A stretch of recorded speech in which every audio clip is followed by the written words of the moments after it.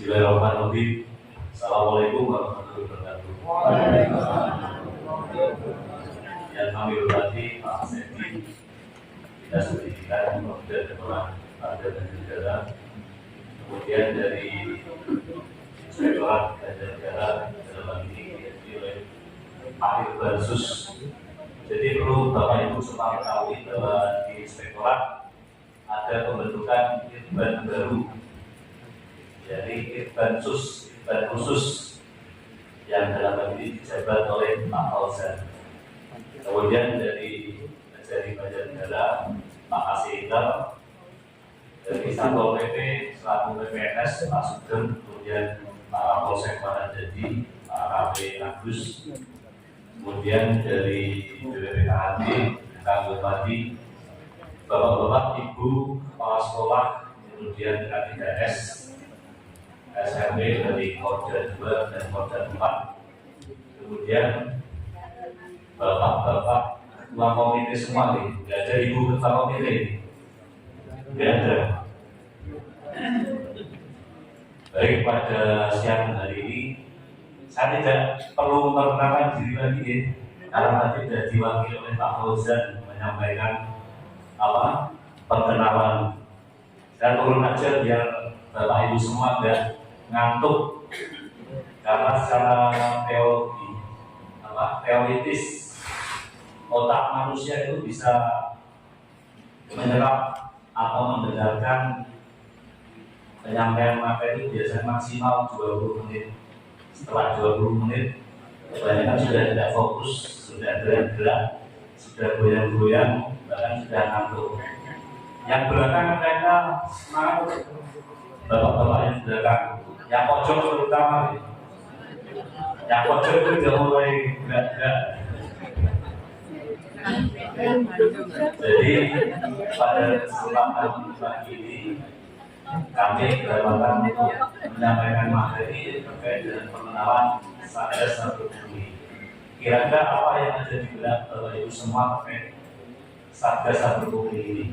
Apakah kita akan melakukan kegiatan sapu bersih atau cuma kegiatan sosialisasi? Jadi pada kesempatan ini kita cuma melakukan kegiatan sosialisasi. Tujuannya apa? Ini tidak lain dan bukan adalah bentuk percintaan pemerintah daerah pada Bapak Ibu semua yang berada di bawah naungan lembaga pendidikan, yang tidak bergerak terkait dengan perkara yang berkaitan dengan dugaan pungli yang nanti bisa berimbas terjerat ancaman tidak pidana korupsi.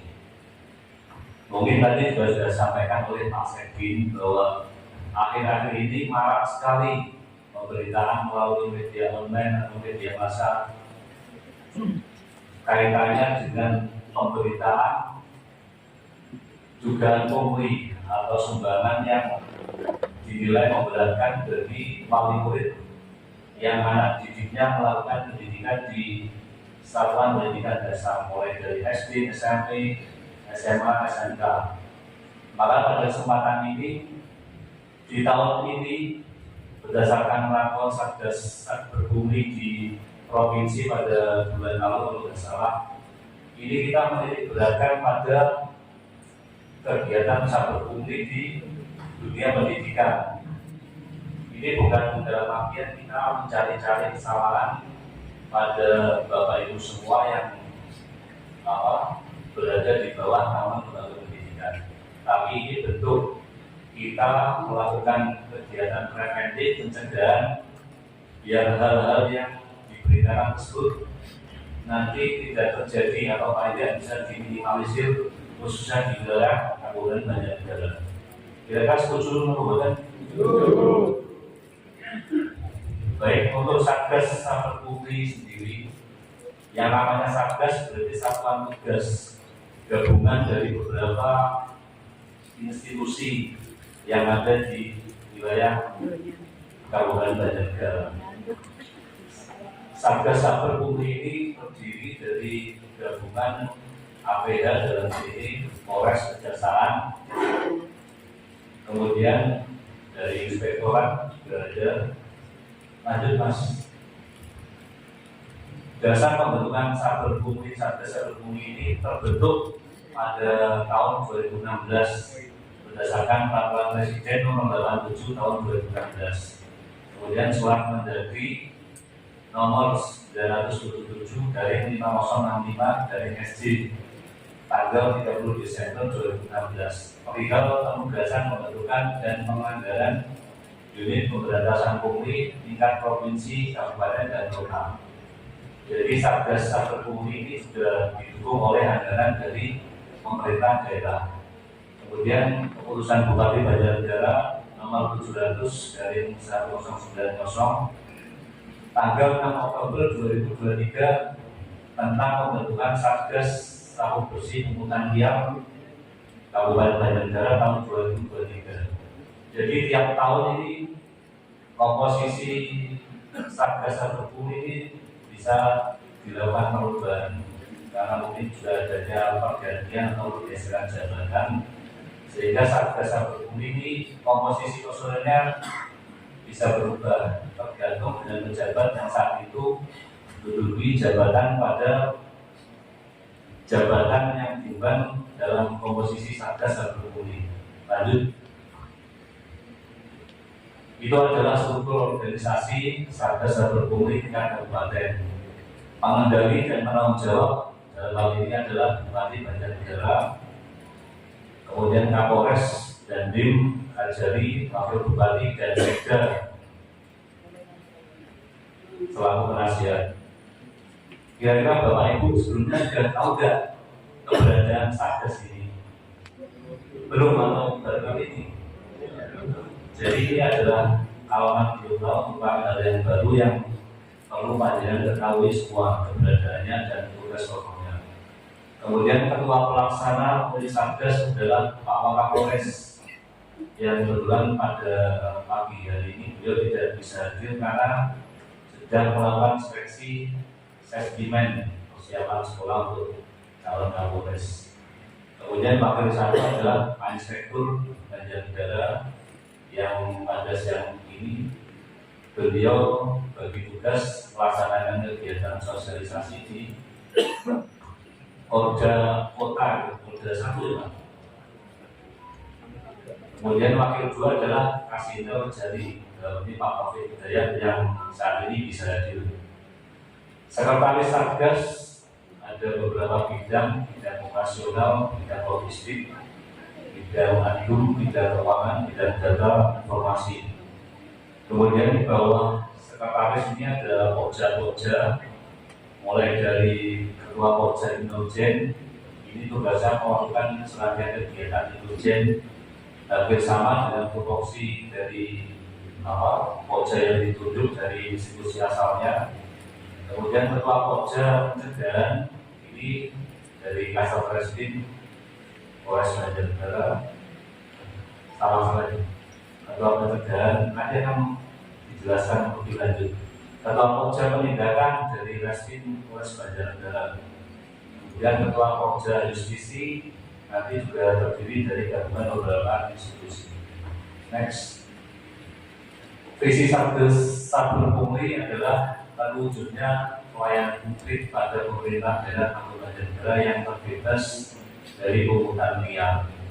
Jadi pada kesempatan siang hari ini, sesuai dengan visi Satgas Saber Pungli adalah kita ingin mewujudkan pelayanan publik di wilayah Banjarnegara yang terbebas dari pungutan liar, khususnya di lingkungan dunia pendidikan. Memang di lingkup dunia pendidikan sudah ada anggaran yang bersumber dari anggaran pendapatan belanja nasional. Ada anggaran dana bos, kemudian PIB, KIP, dan lain sebagainya. Namun itu ternyata masih belum mencukupi kegiatan biaya pendidikan yang dilaksanakan oleh satuan pendidikan dasar di wilayah Banjarnegara dan dimanapun. Sehingga dengan adanya kekurangan biaya pendidikan tersebut, dari pemerintah pun menerbitkan peraturan Menteri Pendidikan dan Kebudayaan. Ada dua regulasi, Permendikbud nomor 44 tahun 2012 tentang sumbangan dan pungutan pada biaya pendidikan pada satuan pendidikan dasar. Kemudian Permendikbud nomor 75 tahun 2016 tentang komite sekolah. Jadi perlu panjenengan ketahui dua regulasi ini sebetulnya yang bisa menyelamatkan panjenengan semua dari dugaan-dugaan atau perbuatan yang dikategorikan sebagai pembunuhan liar. Ada item-item yang itu sebetulnya perlu dilaksanakan, dipahami dan ditafsirkan. Jadi tidak mau ditafsir dalam memahami regulasi peraturan yang sudah dibuat oleh pemerintah. Next. Ini standar operasional Satgas Cyberpungli. Satgas bidang pencegahan itu melaksanakan upaya preventif dalam bentuk sosialisasi dan penyuluhan. Ini adalah yang kita lakukan merupakan bentuk kegiatan pencegahan dari Satgas bidang pencegahan. Bisa melakukan pemasangan stiker, banner, leaflet, selebaran dan yang lain-lain yang sifatnya pencegahan. Termasuk melakukan diskusi, dialog interaktif melalui radio dan televisi, via seminar dan penyuluhan. Yang kedua adalah Satgas Bidang Intelijen. Yang namanya intelijen berarti melakukan serangkaian kegiatan deteksi dini terhadap dugaan aktivitas pungli yang dilakukan aparatur negara dalam wilayah masyarakat. Melakukan pengumpulan dan keterangan dan mapping area yang lalu pungli, buat laporan hasil penyelidikan. Kemudian yang ketiga Satgas Bidang Justisi, melakukan kegiatan penyidikan secara profesional dan proporsional, melaporkan hasil pemeriksaan, BAP dan mekanisme kepada Kasatgas, membuat kajian dan sidik dan rencana operasional. Ini sama kayaknya yang penjelasan Satgas Justisi harusnya memindahkan. Kemudian Satgas Bidang Penindakan, melaksanakan kegiatan operasi tangkap tangan OTT berdasarkan melakukan pengaduan informasi dari masyarakat, menindaklanjuti laporan intelijen dan setiap pelaksanaan tugas agar dilengkapi administrasi dan pendidikan dan pendidikan.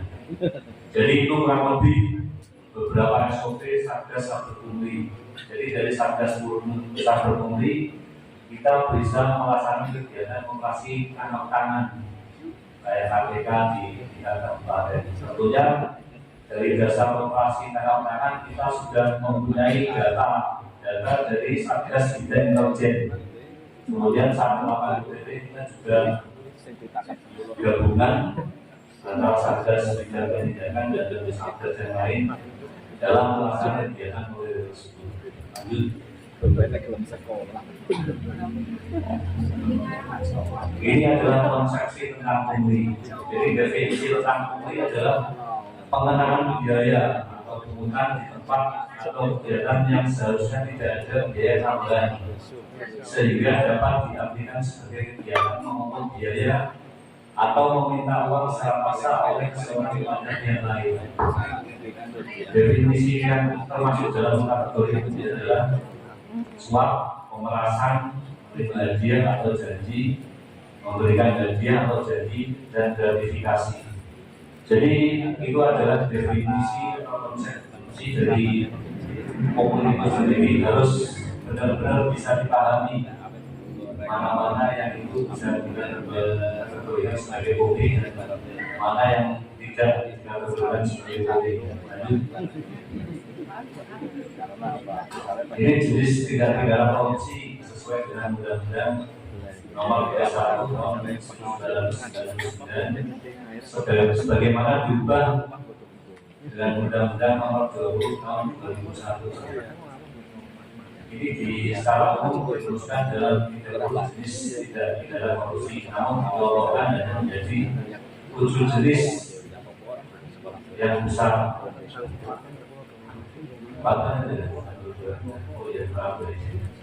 Yang pertama terkait dengan kerugian keuangan negara. Jadi terkait dengan dugaan pungli nanti tidak masuk dalam kerugian keuangan negara karena sumber keuangan yang dihasilkan dari pungli biasanya tidak berasal dari keuangan negara. Kemudian penggelapan dalam jabatan bisa saja itu sudah masuk terkait dengan bendahara komite atau bendahara sekolah yang mengelola sumber keuangan yang berasal dari keuangan negara. Ini perbuatan curang juga bisa masuk. Kalau pemerasan ini tidak bisa masuk di lingkup dunia pendidikan. Gratifikasi ini juga sangat bisa masuk. Kemudian suap menyuap bisa masuk. Dalam pertanyaan dalam keadaan juga bisa. Kemudian tindak dan lainnya yang pertama menindaki pemeriksaan penyidikan dan korupsi. Semisal dengan undang kualifikasi oleh APH dalam lagi dari kami atau tidak pidana khusus kejaksaan, itu silakan yang kooperatif, jangan mempersulit oleh penyidik. Nanti bisa dikategorikan merintangi pemeriksaan karena dianggap tidak kooperatif. Jadi bukan hanya serta merta yang berkaitan dengan penggunaan keuangan saja yang tersebut dari keuangan negara. Yang kedua, peran kekayaan, kemudian peran ini, peran palsu dan identitas pelaku. Lanjut, Mas. Ini adalah penyebab terjadinya pungli. Salah satunya adalah atasan tidak menerapkan kendalian internal dan pengawasan melekat. Yang namanya atasan, kepanjangan semua itu berat melakukan kegiatan kendalian internal dan pengawasan melekat. Jangan takut ditegur oleh bawahan. Pak ini terlalu ingin tahu, terlalu ketat pada dinas sumpah. Padahal itu juga adalah untuk kendalian dan pengawasan melekat pada bawahan. Itu untuk menghindari kesalahan-kesalahan prosedur atau dugaan penyimpangan yang dilakukan oleh bawahan. Kemudian komitmennya rendah, pengawasan tidak efektif, saling menguntungkan, SOP tidak diterapkan, kemudian vitalitas aparatur dan masyarakat. Jadi sebetulnya dugaan atau kegiatan pungli bisa dihindari dan beberapa indikator tersebut di atas.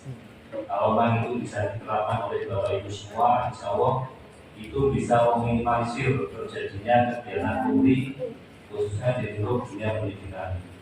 Lanjut. Ini adalah dampak pungli, dampak pungutan yang otomatis berdampak terhadap perekonomian sehingga biaya-biaya yang ditanggung oleh masyarakat ini menjadi tinggi. Kemudian menghambat pembangunan, merugikan masyarakat, menimbulkan ketidakpercayaan kepada masyarakat kepada pemerintah, rusaknya tatanan masyarakat, kemudian menciptakan masalah sosial dan kesejahteraan sosial. Lanjut.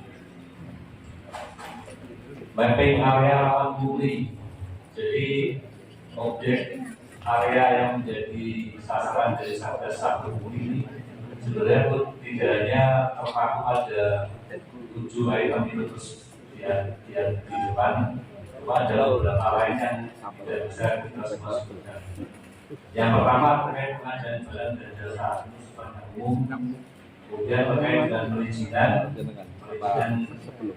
layanan kepada masyarakat di semua institusi, kemudian kepegawaian,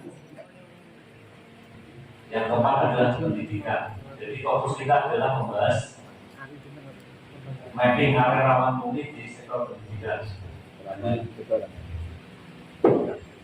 Terkait dengan potensi pungli di area sektor pendidikan, hal-hal yang perlu diperhatikan oleh kebanyakan semua adalah pertama terkait dengan pada saat kegiatan PKB. Tentu sangat rawan terjadi juga kaitannya dengan registrasi pendaftaran orang yang mana ini dilakukan pemungutan biaya pendaftaran, kemudian pembuatan seragam, kemudian ada juga terkait dengan stabitur. Stabitur ada ya, semua ada. Dilakukan yang tahunan. Tapi itu sudah merupakan potensi rawan terjadinya penggunaan liar. Karena tidak semua orang murid biasanya menyetujui adanya kegiatan stabitur tersebut. Karena ada berdasar dengan jumlah nominal anggaran yang dianggarkan oleh sekolah untuk mengikuti kegiatan stabitur. Tadi BPDB kemudian stabitur, apalagi kira-kira terkait pungutan sumbangan atau kan dana yang bersumber dari transaksi masyarakat nanti akan dijelaskan langsung oleh Pak Asinto. Ya enak, nanti saya ambil posisi beliau. Jadi dari Dinas Pendidikan saat ini sedang membentuk merancang SOP yang itu sebenarnya sebagai payung hukum buat kalian semua.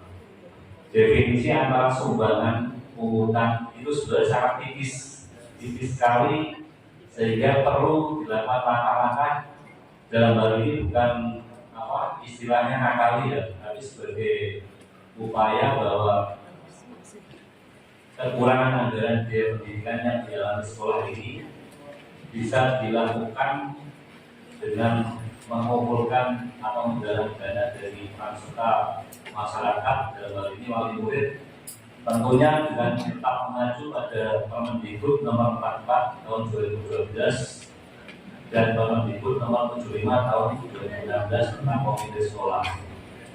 Tadi dari Pak Sekjen juga menyampaikan bahwa di setiap tahun anggaran sekolah harus mengupdate data Dapodik. Di Dapodik itu ada aplikasinya, ya kalau nggak salah itu harus diupdate versi terbaru. Gimana paling update data Dapodik versi terbaru itu harus selesai paling pada tanggal 31 Agustus, nanti 31 Agustus. Di situ ya juga dilakukan penyusunan RKS dengan kegiatan anggaran sekolah untuk tahun anggaran yang akan datang. Sebelum menyusun RKS tersebut harusnya dilakukan rapat komite sekolah, yang mana dalam rapat komite itu tujuannya adalah menentukan mana-mana anggaran yang bisa didanai dari anggaran yang bersumber dari keuangan negara dan mana-mana anggaran yang bisa dianggarkan dari dana-dana non keuangan negara atau dalam hal ini dana yang bersumber dari peran serta masyarakat. Itu bisa dilakukan sebelum penentuan RKS. Jadi komite harus dilibatkan biar nanti dalam penentuan RKS tersebut kegiatan-kegiatan di anggaran depan sudah tercantum semua dalam RKS, termasuk kegiatan-kegiatan di tahun sebelumnya yang sudah dibiayai menggunakan anggaran yang bersumber dari keuangan negara. Jadi di tahun anggaran ke depan itu kegiatan-kegiatan termasuk rencana penggalangan dana yang bersumber dari peran serta masyarakat sudah terencanakan di tahun anggaran sebelumnya. Jadi tidak muncul kegiatan-kegiatan baru di tahun anggaran yang sedang berjalan tanpa sebelumnya masuk dalam RKS yang sudah dibuat di tahun anggaran sebelumnya. Mungkin itu aja singkat dari kami. Nanti penjelasan detail terkait dengan